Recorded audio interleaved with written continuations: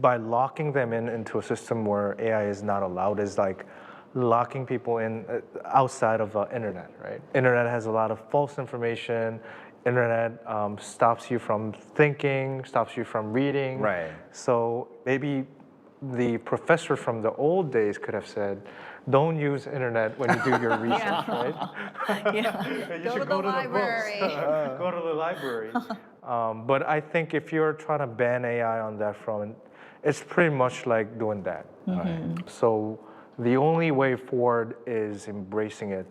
Therefore, I think we should probably redesign curriculums so that people can learn and practice with AI as a default tool next to them, like calculators.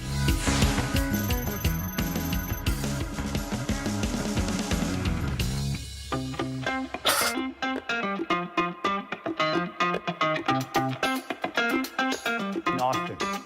We each got a budget of 네가 세상을 몰라서 너무 모르는 정말 많은 접대는 수습법 많지는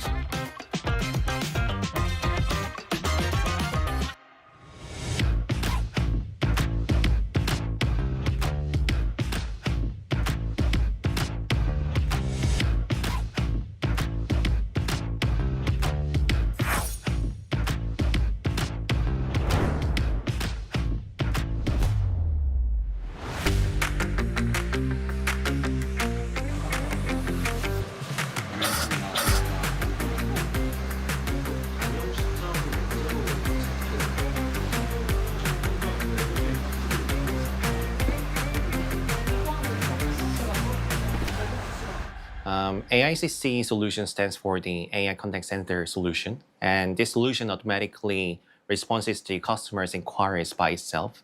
I'd be glad to help with that. Could you tell me more about the exact situation or environment where the issue is occurring? I'm not pretty sure, but it is not powered on. How can I figure out the issue? Thank you for the context. I am currently verifying the details for you. Please check if the power cord is firmly plugged in and the outlet is working, as a loose connection can cause no power.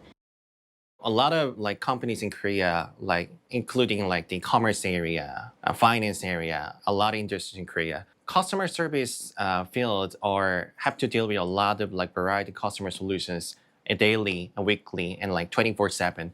Mental stress to deal with the customer support is very stressful. So a lot of companies and government institutions are inquiring us to how to lower the stress level of the customer support CS workers, and that's why they written developed the AICC solution.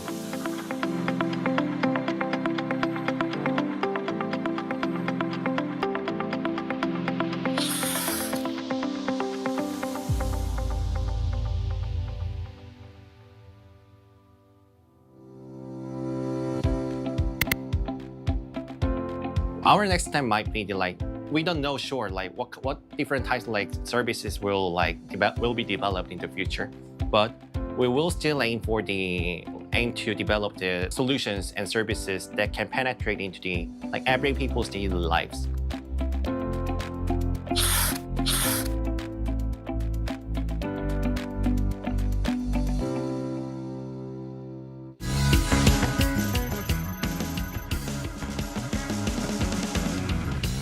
Out of all the features and services that Written provides, what are the most popular features that users use? Well, I would say obviously the search and the kind of the day-to-day conversation kind of things work, but we're starting to see some interesting pattern where people are just exclusively using our services for content-related purposes. So character chat, Crack, the kind of the entertainment use cases are very, very popular. I think we are the biggest top-grossing character chat app in the world right now, but at least from the information that we gathered, it's not verified.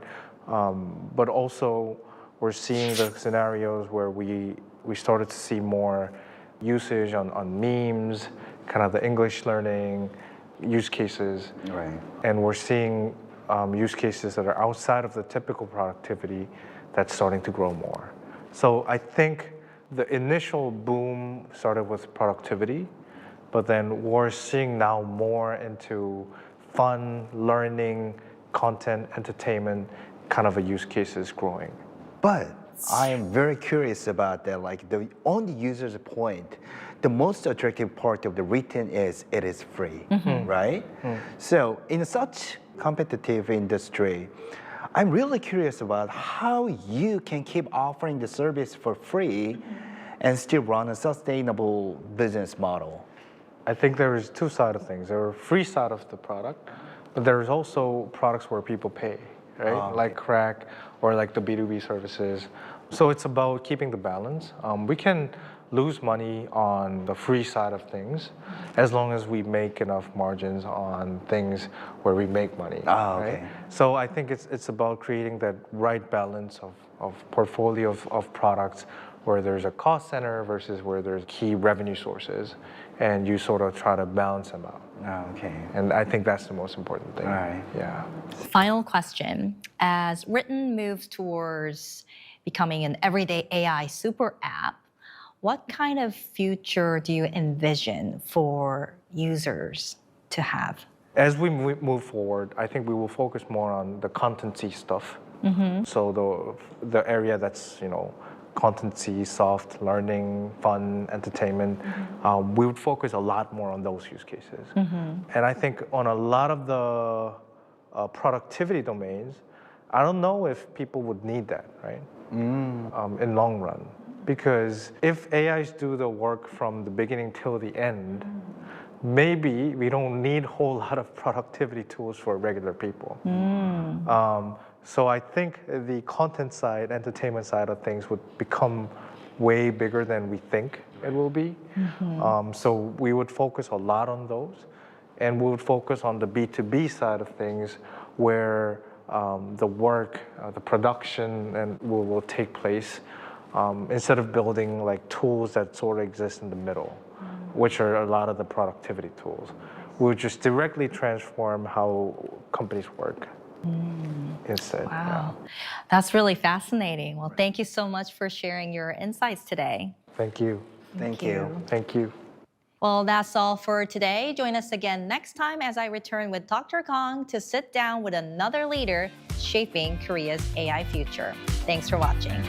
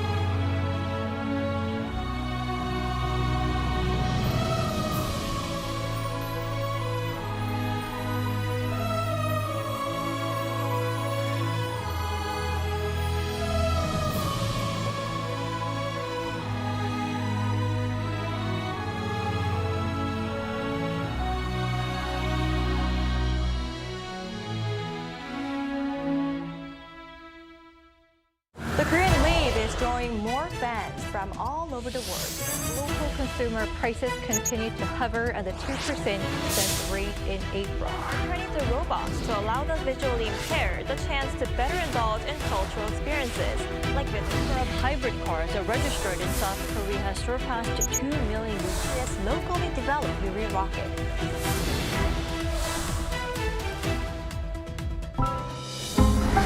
Arirang.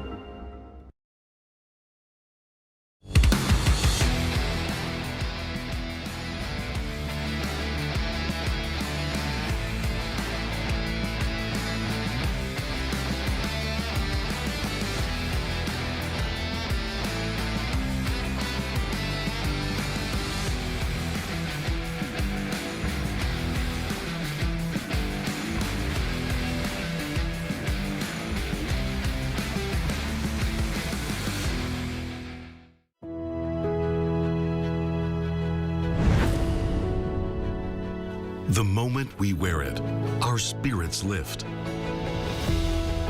It helps us grow strong in body and in mind. As we wear it, we learn patience and respect. The belt system motivates students to strive harder and continue growing. This uniform shapes movement into grace and turns performance into something thrilling. Now, embraced around the world, Taekwondo shares our culture, philosophy, and values with pride and spirit. Though it may seem simple, this uniform holds your passion and your journey. It belongs to Taekwondo. Wear the extraordinary. Be with Taekwondo.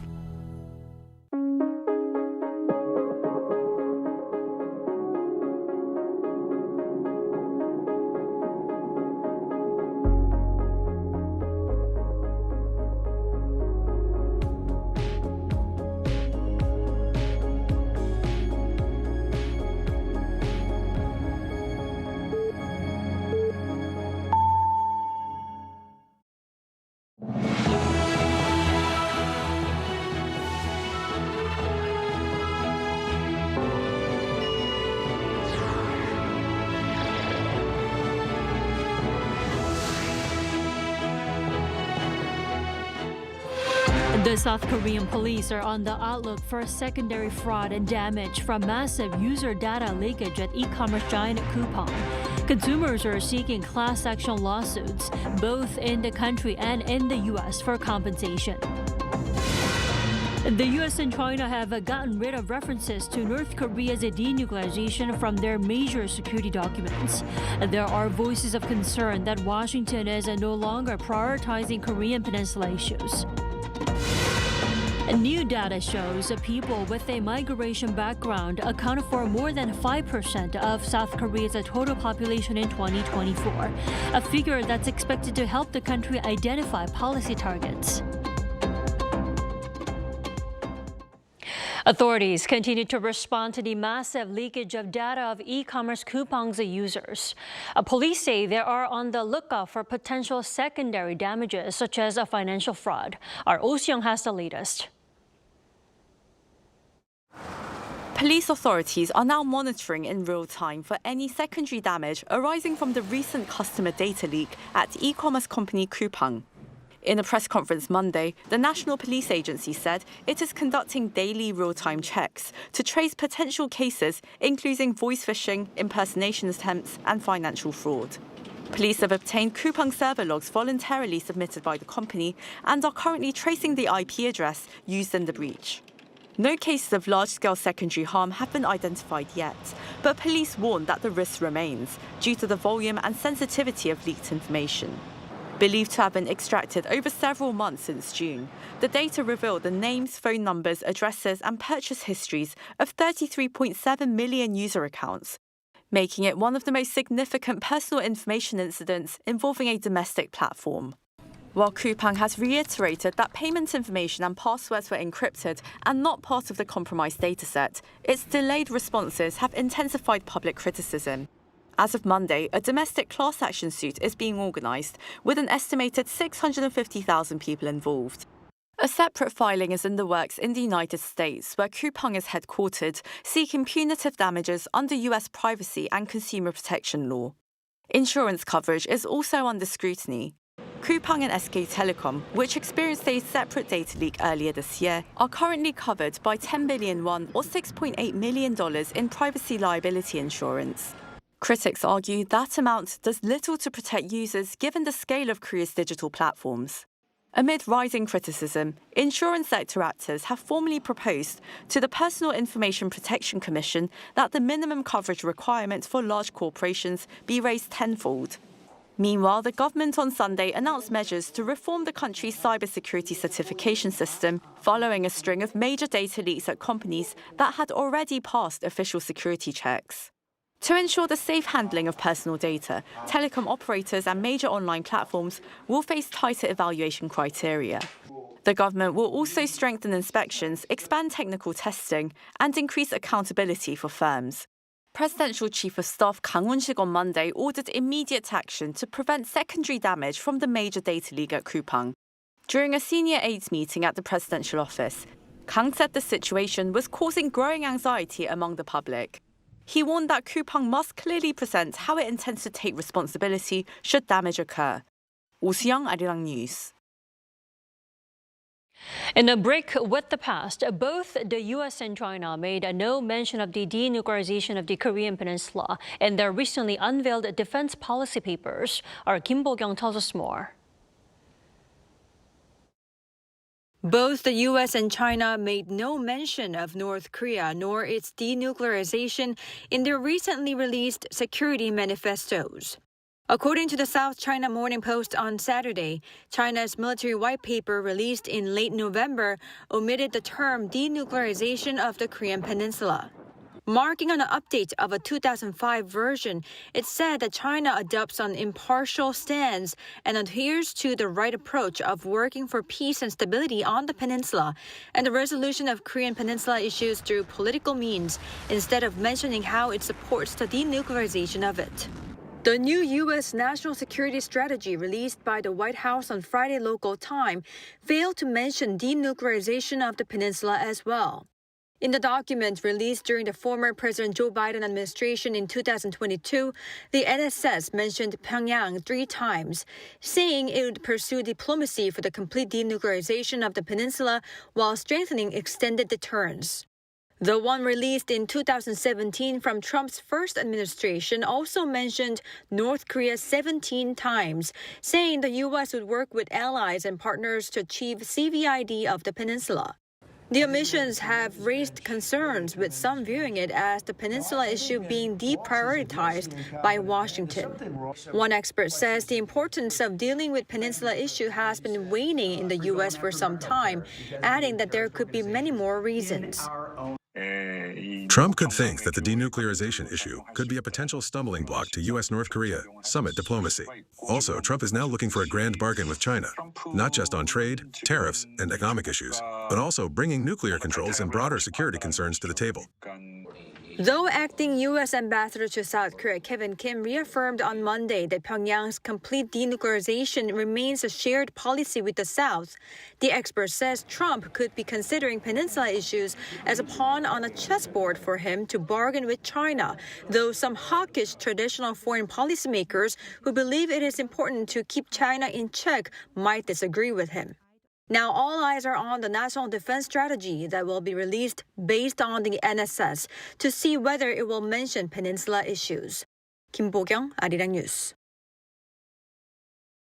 A South Korean battery giant LG Energy Solution has won an additional contract worth $1.4 billion, or just over 2 trillion Korean won, to supply electric vehicle batteries to Mercedes-Benz Group. And the deal announced on Monday is just over 7-year contract that will run from March 2028 to June 2035. This accounts for roughly 8% of LG Energy Solutions' total 2024 sales and will provide batteries for cars sold in Europe and North America. And the deal comes shortly after Mercedes-Benz CEO Ola Källenius visited South Korea in November and met with top LG executives, where he praised their shared vision of innovation and sustainability. The South Korean government is in the process of concluding its main budget procedures for 2026. As Finance Minister Koo Yoon-chul today urged the ministries to make full efforts for a swift execution of the budget ready to go on the first day of the new year. Jin reports. Presiding over a fiscal execution meeting at the government complex Seoul on Monday, Deputy Prime Minister and Minister of Economy and Finance Koo Yoon-chul urged all ministries to finalize their business plans for the upcoming year by the end of December to ensure swift execution of the budgets starting New Year's Day. Highlighting that the budget for 2026 was passed on December 2nd and that it marks the first time in 5 years for it to do so within the legal deadline, Koo emphasized that thorough preparation is crucial to support the stabilization of people's livelihoods in an innovation-driven economy. Last week, the Assembly endorsed the government budget bill of 727.9 trillion won, roughly $493.5 billion for next year, which calls for more spending to prop up the economy and on national defense. Regarding this year's finances, he stressed the need to minimize unused funds to maintain the momentum of the economic recovery and called on ministries for thorough monitoring. Furthermore, the conclusion of this year's budget is very important in order to maintain the economic recovery momentum of the new administration. While the overall execution status of this year's budget is favorable, I ask that you meticulously monitor it and not let up until the very end. He also added that both the central and local governments will make special efforts, working together, to ensure that the warmth brought from economic recovery reaches all citizens equally. The main budget is scheduled to be presented and voted on for its initial allocation plan at a cabinet meeting on Tuesday. According to the Finance Ministry, as of the end of November, 90.1% of this year's main budget has been spent, and 94% and 98% of the two supplementary budgets have been executed. Jin, Arirang News. South Korea's economy is on a path of recovery for the second consecutive month. And while sluggishness persists in the construction sector, recovery is being driven by a rebound in domestic consumption. This is according to the Korea Development Institute's monthly report released on Monday. This uptake is supported by the delayed effects of interest rate cuts and government support measures, which have helped service production maintain a solid flow. Now, exports expanded 8.4% in November, largely buoyed by a surge in semiconductor prices. However, the state-run think tank notes that in terms of export volume, the pace of growth is actually tapering off. Lingering uncertainties in the trade environment, particularly regarding U.S. tariffs, continue to weigh on non-semiconductor sectors.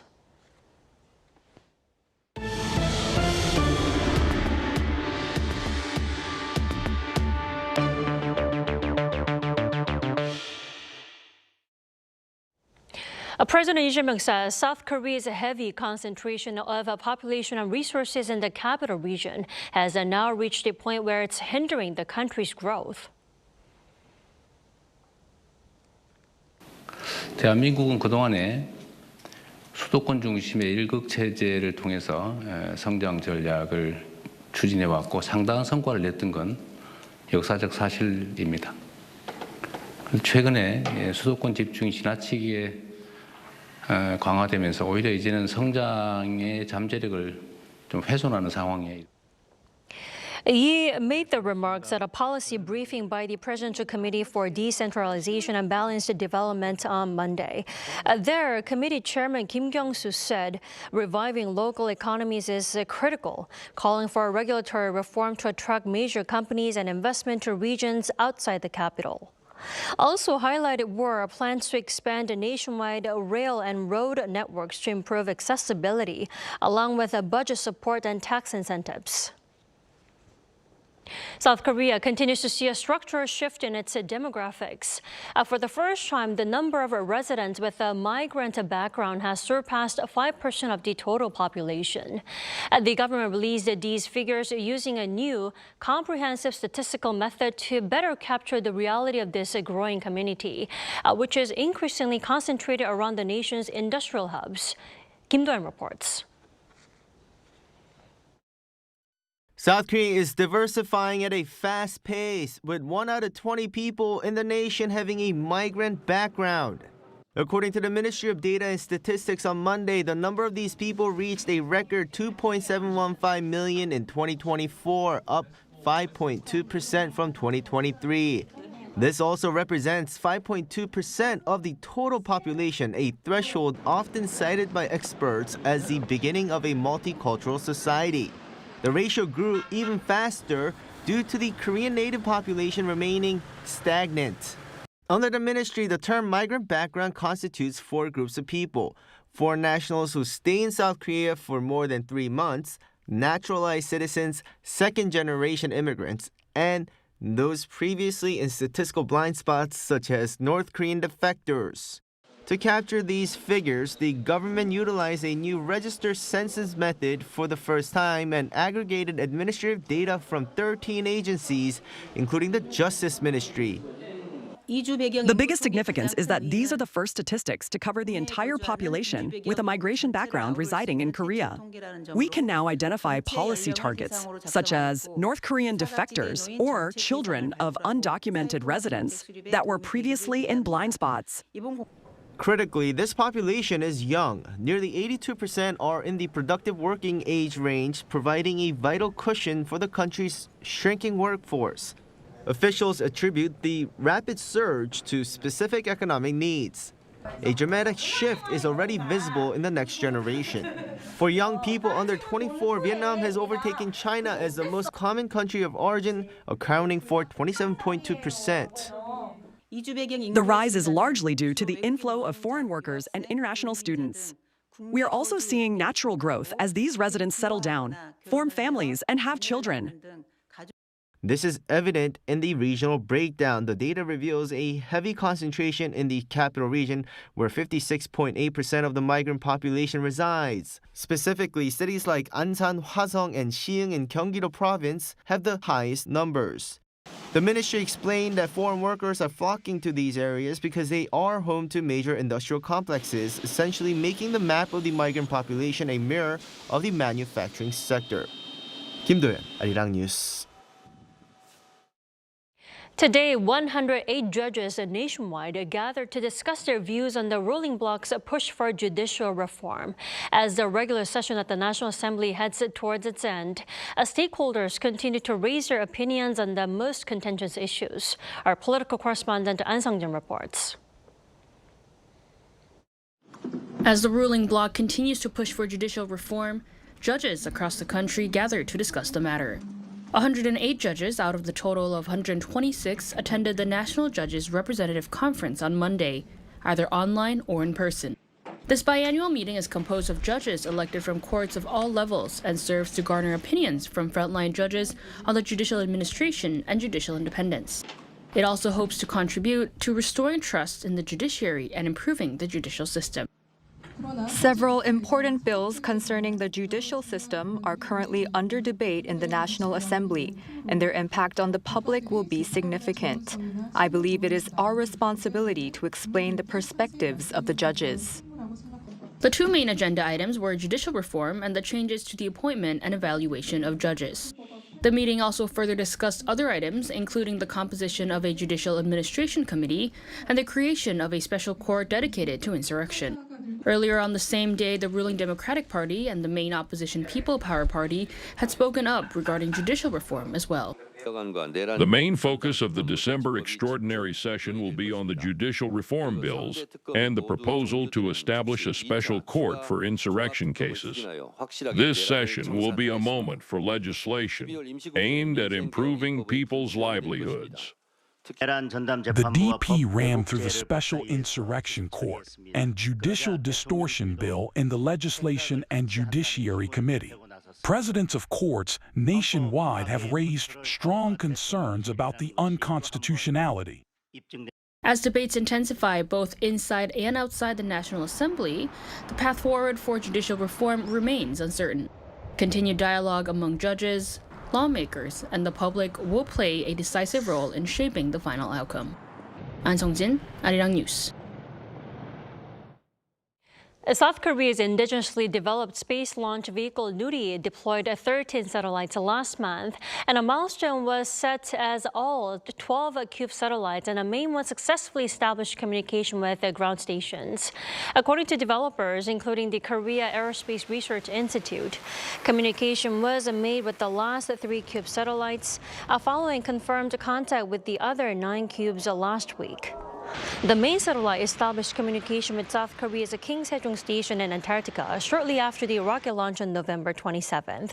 Now, this marks the first time that all satellites deployed by the Nuri SLV in a single launch have connected with ground stations. Seoul has entered the top 10 on Euromonitor International's top 100 city destinations index for 2025. According to data released by the global data analytics company on Monday, the global popularity of K-culture, specifically K-beauty, has served as a major driving force behind tourism in Seoul. The Korean capital moved up 2 places higher than last year's 12th. The top 100 city destinations index is the result of assessing 100 cities using more than 50 metrics across 6 core pillars to produce an overall city attractiveness score. Now, Europe maintained its position at the forefront of global rankings, with Paris ranked first for the 5th consecutive year, followed by Madrid, Tokyo, Rome, and Milan. A K-pop girl group Twice has announced a new concert schedule for when it performs at the Japan National Stadium, the first overseas artist to do so in April next year. According to its agency JYP Entertainment on Monday, the group is expected to draw a total of around 240,000 fans over 3 days by expanding the concert hall capacity with a full 360-degree seating setup. The concerts will serve as an extension of Twice's 6th world tour, This Is 4, adding 3 shows to be held from April 25th.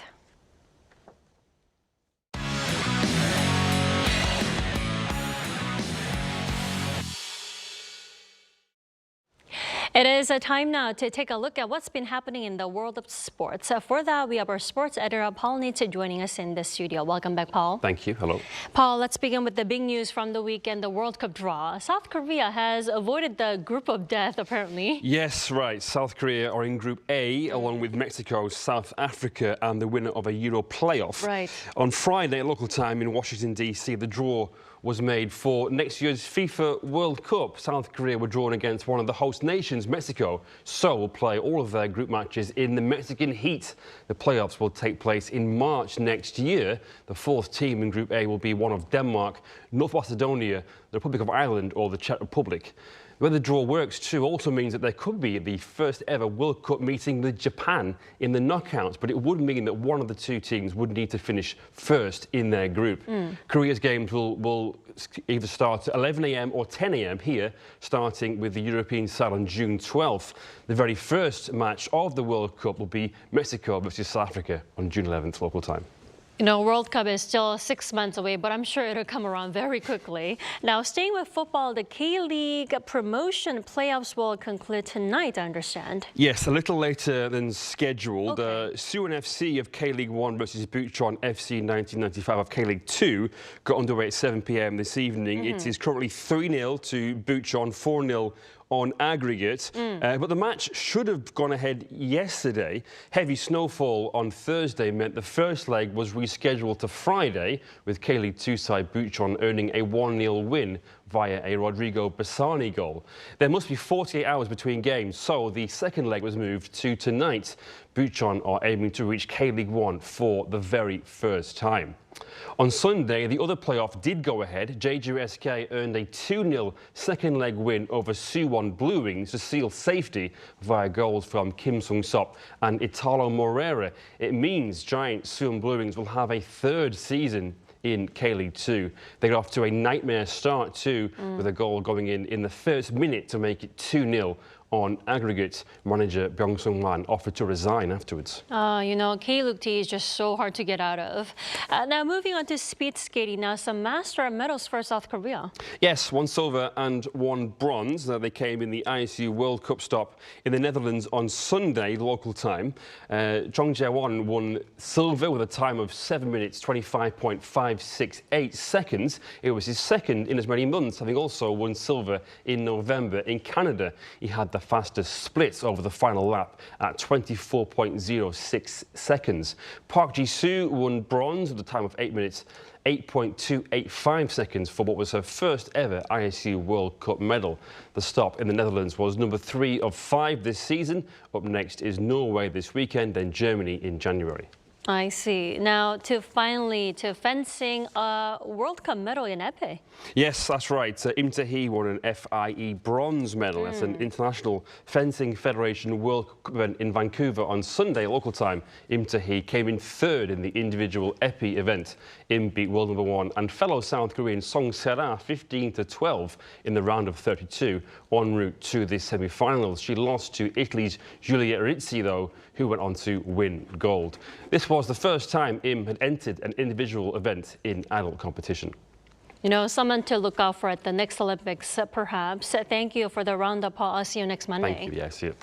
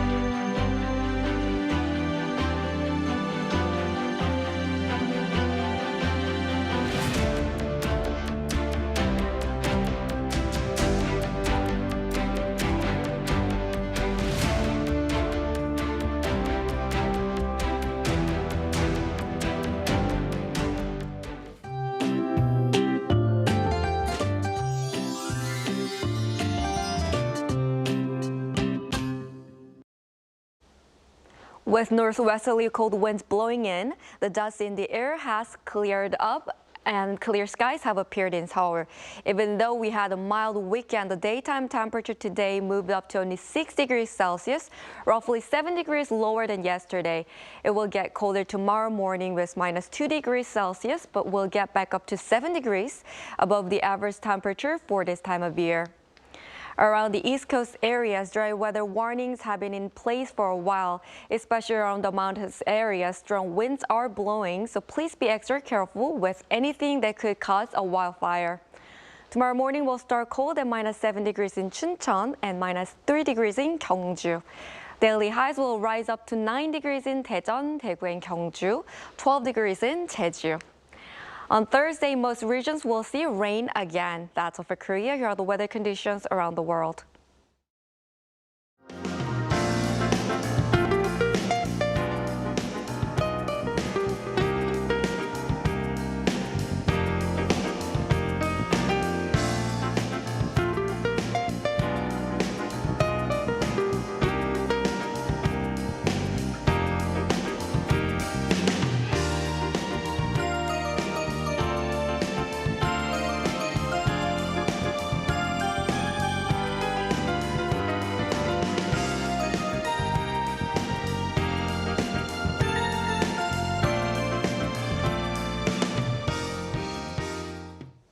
That is all we have for tonight. I'm Kim Da-mi. From all of us here at Arirang, thanks for watching and good night.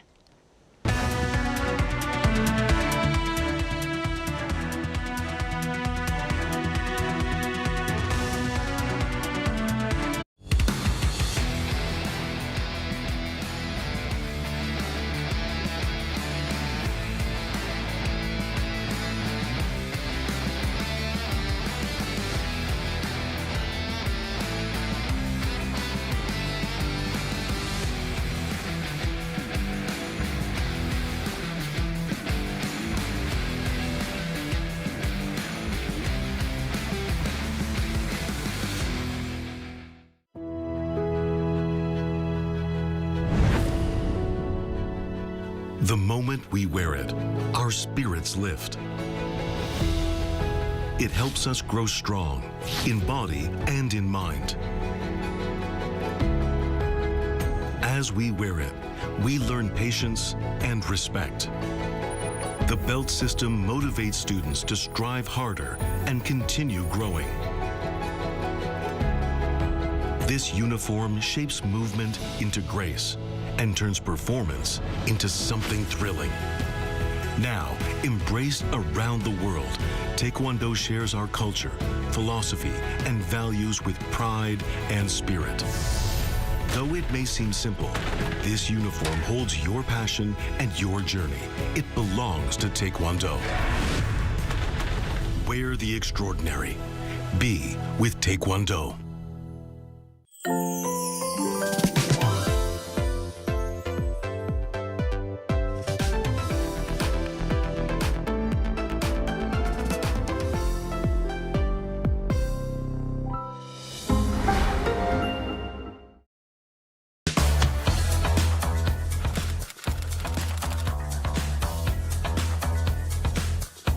Time to set the facts straight.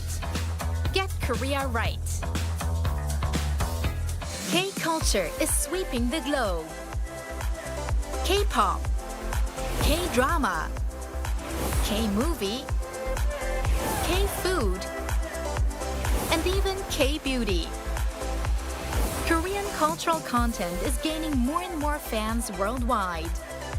It's indeed the golden age of K-culture. But with this growing interest comes an increase in misinformation about Korea. There's so much inaccurate information out there. Even AI can sometimes get it wrong. So, we must set things straight and correct all the misinformation. So here's the plan. The Voluntary Agency Network of Korea, Bank, and Arirang TV present the Get Korea Right project. Our goal is to provide accurate information on important keywords that come to mind when we think of Korea. Blatant errors and false claims that distort history. It's time to set the record straight, sharing the true history and culture of Korea while raising the national brand. Let's get started with Get Korea Right. Are you ready to join?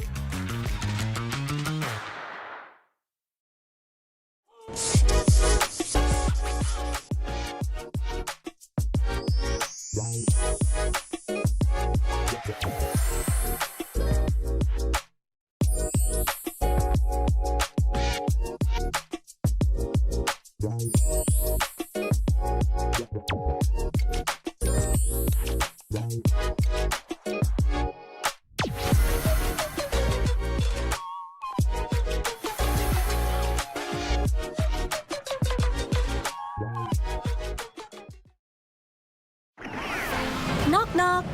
The magical door to the world of K-animation is swinging wide open. Meet your instant new BFF, the adorable Catch. Tina Ping will have you hooked from the very first glance. Need a hand? Our Robocar Poli Rescue team is always zooming in to save the day. How about tagging along on Pinkfong and Pal's super exciting quest to reclaim their lost magic? With the mysterious life forms Cabion by your side, you can become a Cabion master and save humanity like the total hero. Protecting children's innocence while igniting their boundless imagination. That's the magic of Korean animation. K-animation, the ultimate bestie for kids worldwide.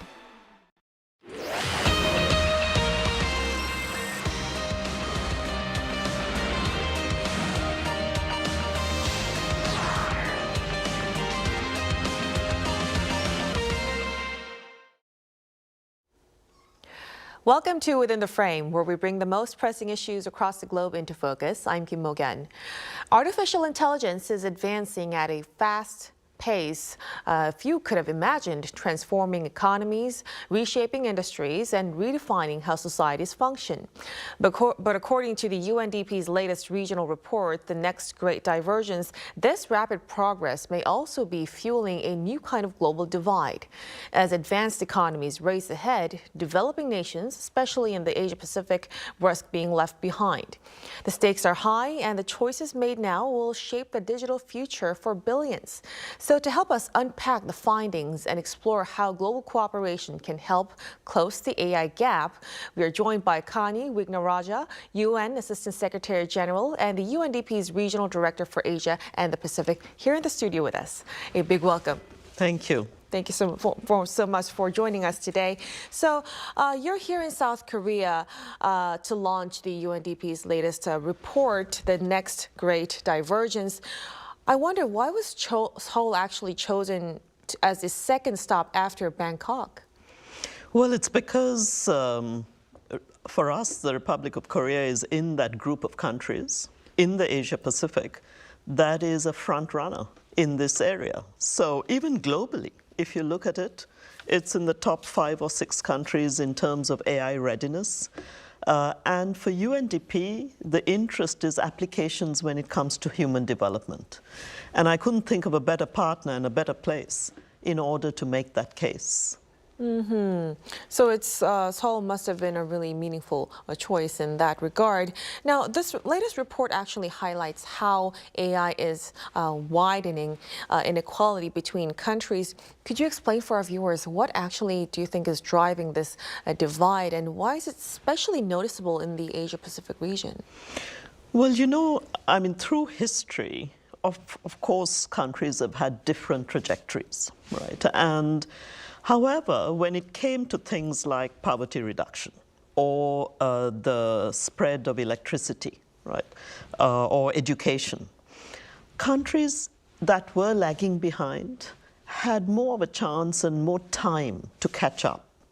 With AI, the speed is so great that the acceleration of the advanced countries on AI is pushing them so far ahead that many of the countries in our region that are still at the starting blocks, unless special attention is paid there, this divergence can just grow to it just being never a moment of catch-up.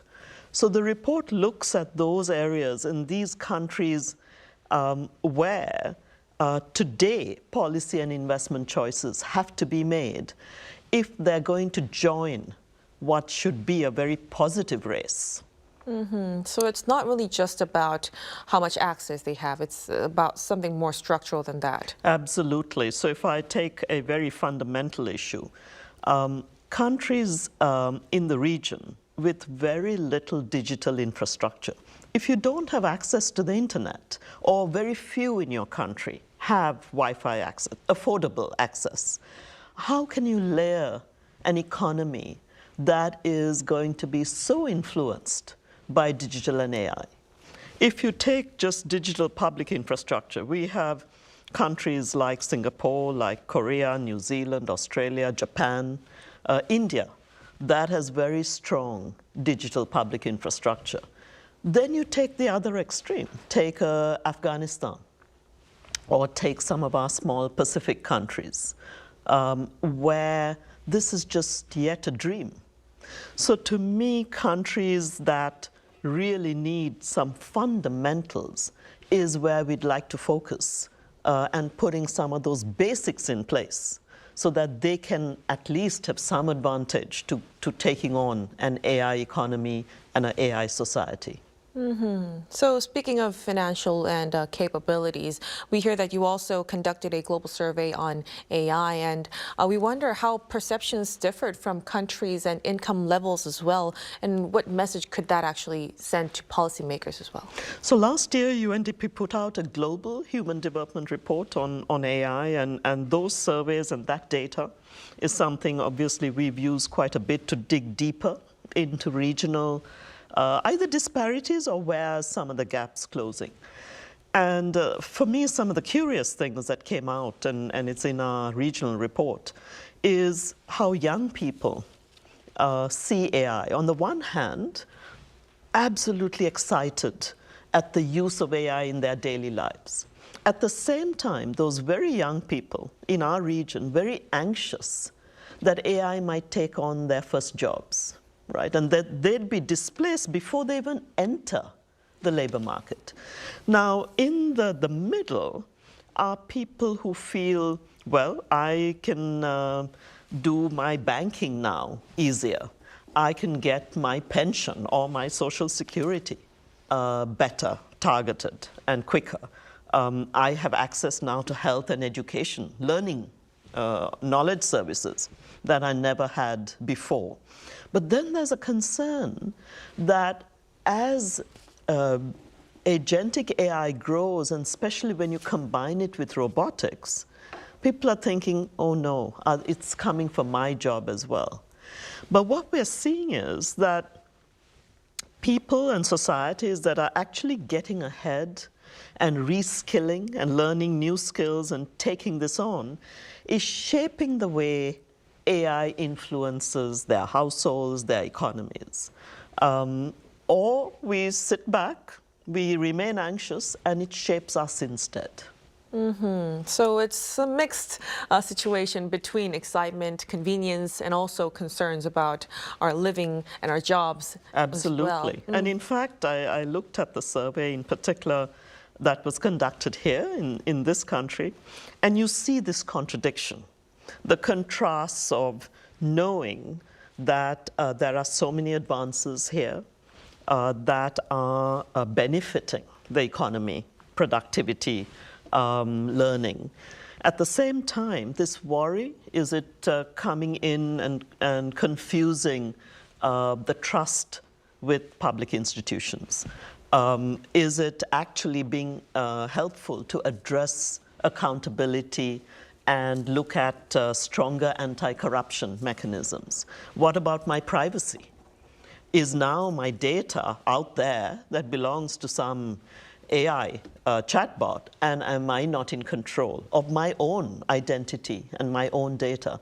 So these are, I think, issues that we are learning from countries where AI is more advanced, and it'll help countries coming behind to maybe leapfrog, including on ethical standards and safeguards. Definitely. So how to control this would be a very key issue. And this all evolves into, developing the AI industry as well. So with that, what are the most urgent steps actually for developing countries that they actually need to stay competitive in this AI industry? So I would say, and the way our report does it, we analyze countries that really need the basics, that are way behind or still at the starting line, right? Then we look at countries somewhere in the middle of the race, and we call those the transitioning countries. And then we look at the group of more advanced countries like South Korea. So for the basics, clearly the need to have universal, affordable internet access.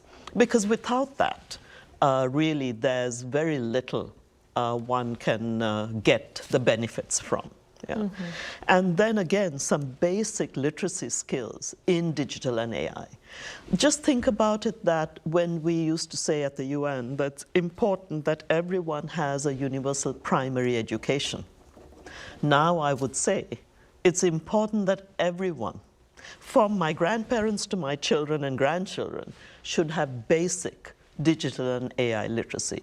So there are some foundational things that are key, just as much as electricity. Then for that middle set of countries, that's where you're reskilling your labor force. You're looking at which particular sectors modernizing agriculture. It is amazing how AI can help us to improve productivity in agriculture. And most of our nations are agrarian even today. Yeah. And then looking at those ethical standards and governance structures that are critical if we're going to stay ahead.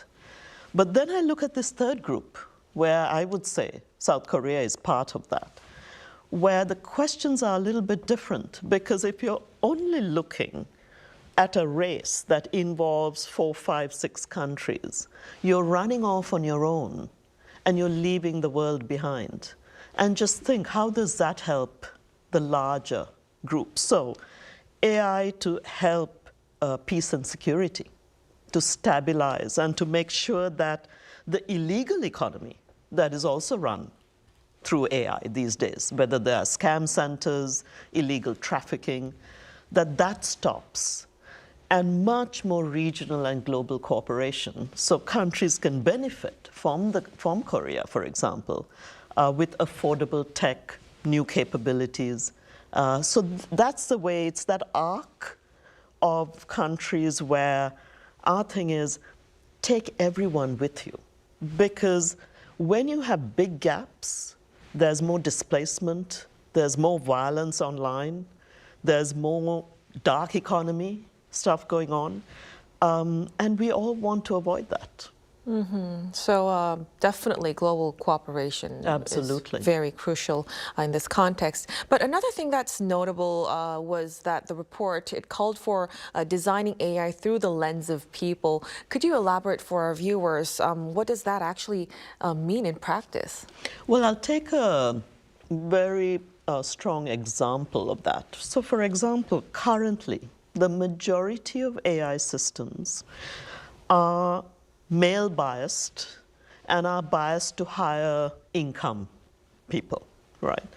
And because it learns as it grows, the self-learning keeps the bias accumulates and evolves.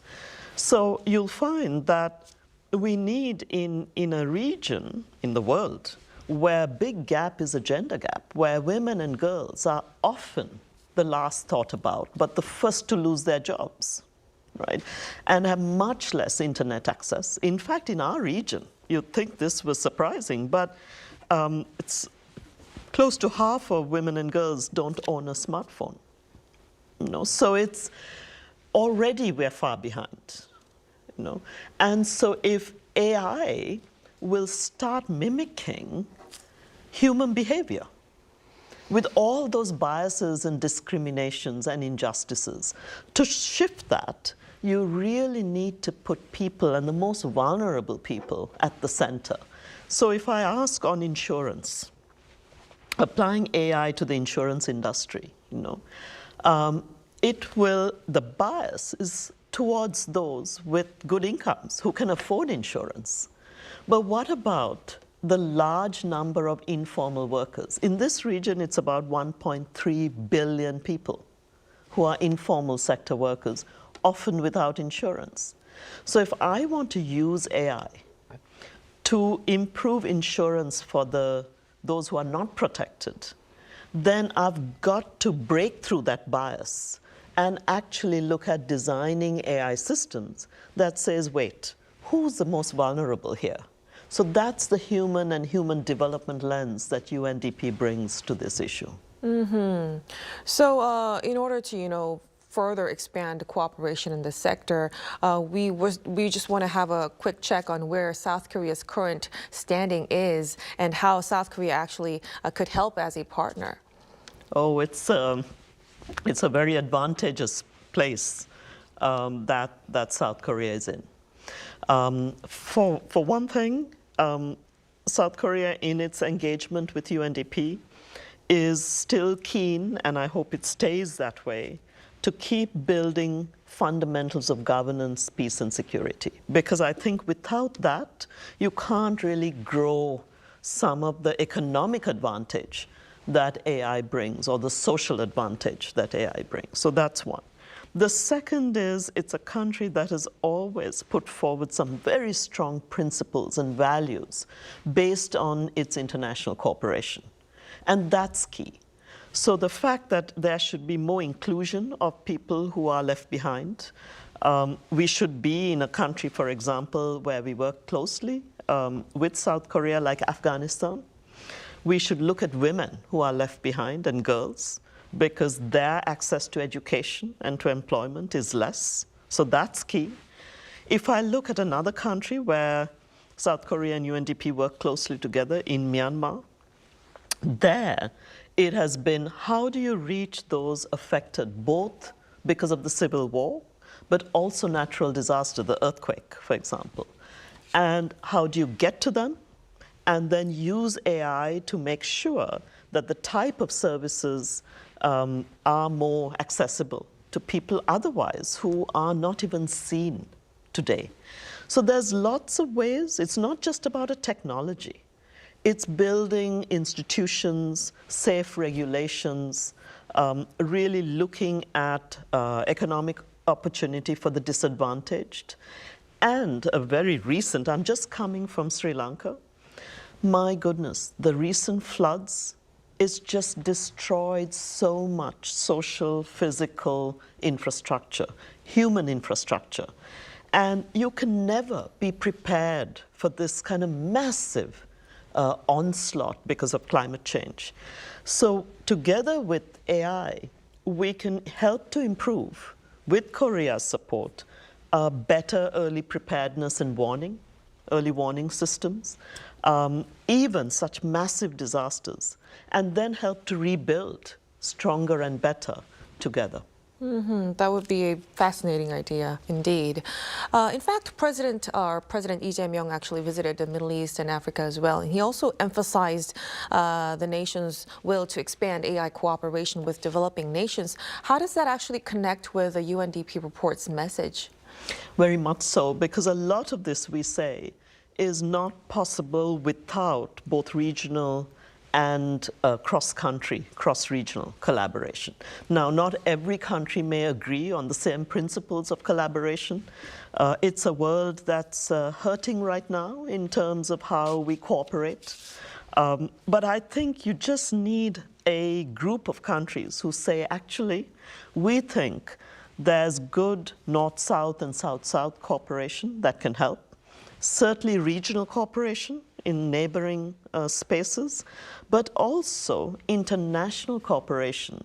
And last year, the UN General Assembly put forward and passed a convention on AI regulations, on safety, governance standards, which all countries in the world then can adhere to and agree on some of those standards that can cross country boundaries. Because things like AI, they are like, it can be the good part of a global public good, right?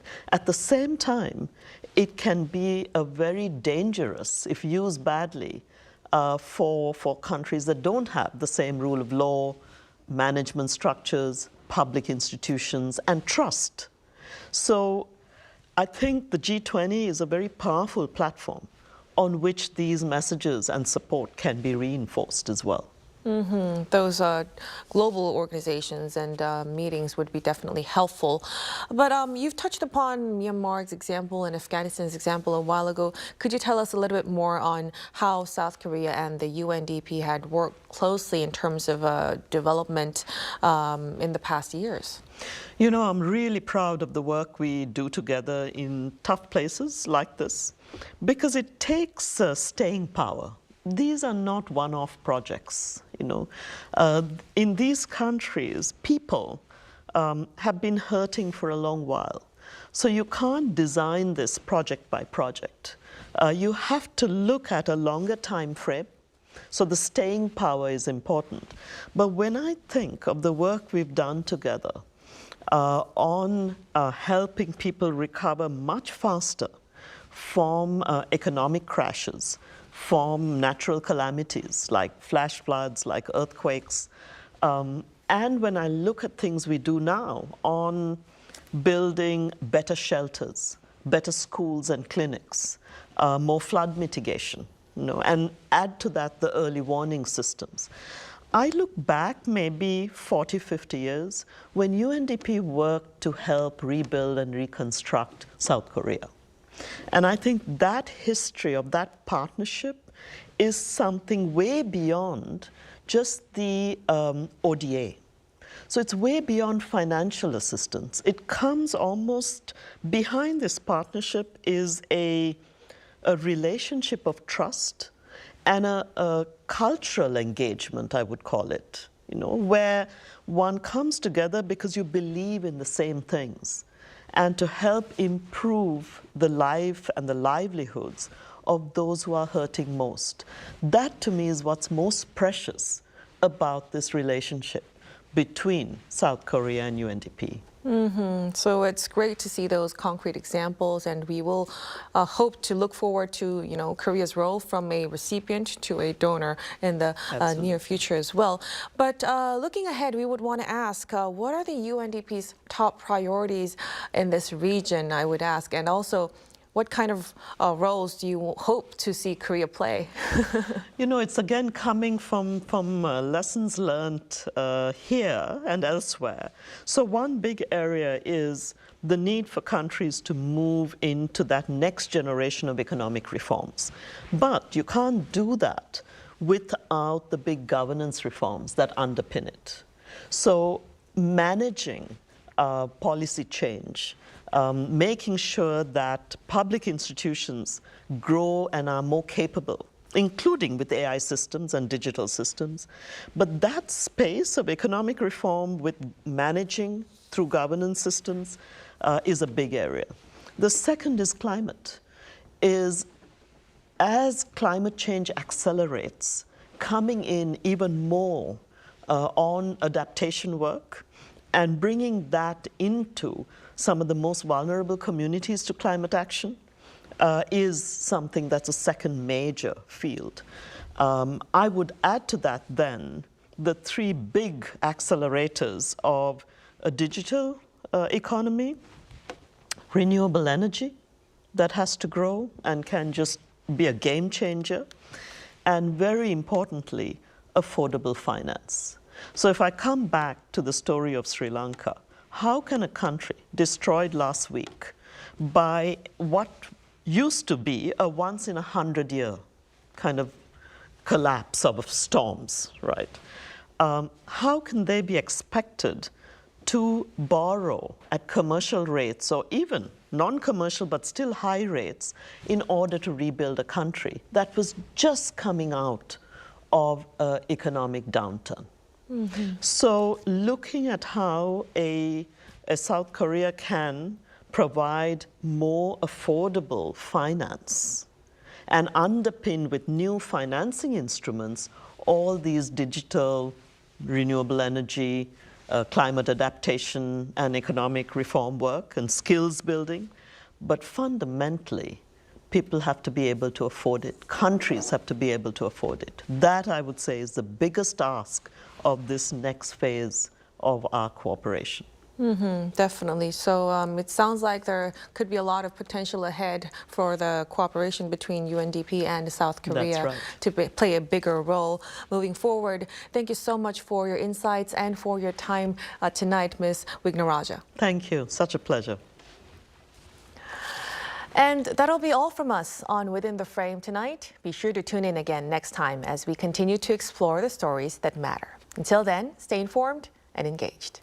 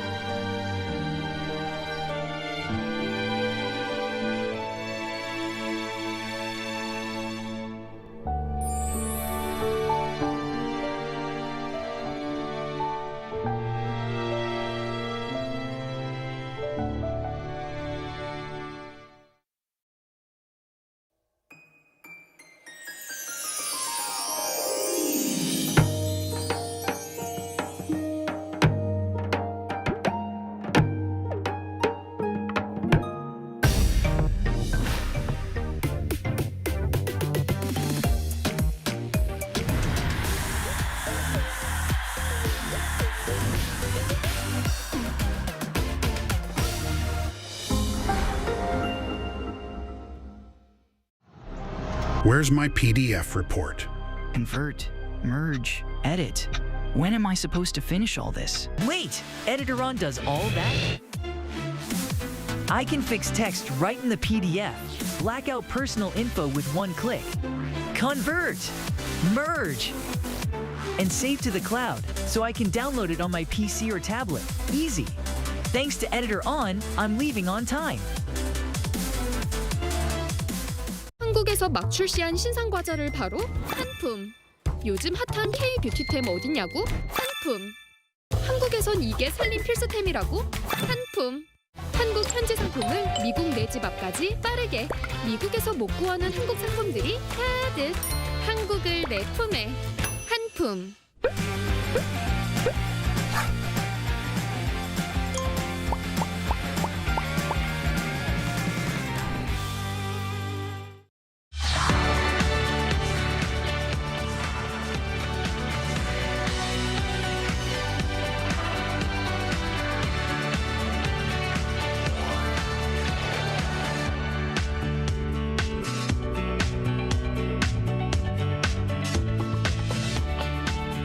안녕하세요. Riding on the Korean wave. Welcome to a brand new week and on the culture wave. I'm Kwon So-ah in Seoul. Explore with us Korea's culture from all aspects with a special focus today on K-entertainment, K-literature, K-athletics. And joining me today is our co-host Walter Lee. Hello Walter, happy Monday. Happy Monday, Soa, and happy Monday to our viewers out there. I am co-host Walter Lee alongside Soa, and I'm going to give you your daily dose of K-enter news, so stick around. And we're also joined by Arirang's culture correspondent Park Gun-woo. Welcome, Gun-woo. Hello guys, and hello to our viewers as well. I'm Park Gun-woo, culture correspondent at Arirang News, and I have some interesting news just for you, so again, stay tuned. So Gun-woo, last time you were here in the studio, you just came back from Kohung as it reported on the Nuri space rocket launch. Right. And last week you were in Busan to cover an anti-doping event. And today you have a very in-depth coverage on that. So tell us more. That's correct. As you hinted, for a whole week last week, the global sports community has turned its attention to Korea's southern port city Busan, where the World Conference on Doping in Sport was wrapped up its 5-day program on Friday. And it was a historic moment as it was the first time any Asian city hosted the event, which is held every 6 years. And on closing day, delegates adopted the Busan Declaration, reaffirming a shared commitment to protecting the values of clean and fair competition, strengthening international cooperation, safeguarding the rights of athletes, and ensuring the independence of national anti-doping organizations. The revised regulations and related international standards will be applied from 2027 for 6 years, and this time mainly focusing on protecting the rights of athletes who are minors and anti-doping organizations' independence. And Korea also introduced a proposal to expand the use of digital tools in anti-doping education. One South Korean volleyball legend, Kim Hyun-kyung, spoke at the event emphasizing how actively Korea has been developing and implementing these innovative approaches. Korea has been working on interactive training instead of passive lectures, a mobile online platform for anytime learning, and a mentoring program with athlete committee members, including myself, to share real on-field experience. For us, education is a key tool to protect athletes and strengthen fair play, an effort the global sports community must pursue together. And Konu, I heard that there were actually programs related to educating these minors, right? So the 2025 edition of the event also featured an exchange program with well-known athletes who are working as athlete committee members of anti-doping agencies